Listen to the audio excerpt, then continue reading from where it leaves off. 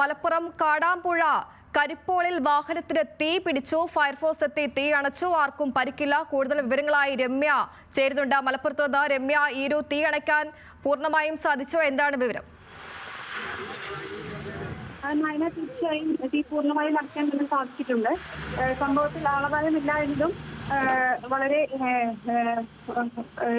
സംഭവത്തിൽ ആർക്കും പരിക്കില്ല എന്നതും സമാധാനപരമാണ്. ഇന്ന് ഉച്ചയ്ക്ക് 1:30 കൂടിയാണ് ദേശീയപാത 66-ലെ കരിപ്പോളിൽ, അതായത് കോട്ടയ്ക്കൽ ചെങ്കോട്ടയ്ക്കടുത്ത് കരിപ്പോളിൽ ഇത്തരത്തിലൊരു അപകടം ഉണ്ടാവുന്നത്.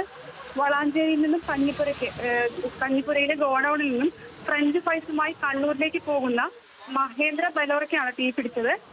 ശീതീകരിച്ച കണ്ടെയ്നറിന്റെ മുൻഭാഗത്തു നിന്നും പുക ഉയർന്നത് കണ്ട് തൊട്ടടുത്ത പെട്രോൾ പമ്പിൽ വാഹനം നിർത്തിയിട്ടുള്ള ആൾക്കാർ ഉൾപ്പെടെ എത്തുകയായിരുന്നു.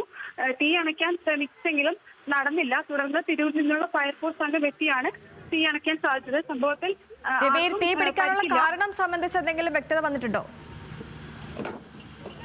അതുമായി ബന്ധപ്പെട്ട് ഇപ്പോൾ എന്താണ് തീപിടുത്തത്തിന് കാരണമെന്നുള്ള അന്വേഷണം നടക്കുന്നതേ ഉള്ളൂ. അതിലിപ്പോൾ നിലവിലൊരു വ്യക്തത വന്നിട്ടില്ല. സംഭവത്തിൽ ആർക്കും പരിക്കില്ല എന്നത് വളരെ ആശ്വാസകരമാണ്. ഡ്രൈവർ ഉൾപ്പെടെ തീ പുക കണ്ടതിനെ തുടർന്ന് പുറത്തേക്ക് ഇറങ്ങുകയായിരുന്നു. നയന. ശരി, രമ്യയാണ് വിവരങ്ങൾ നൽകിയത്.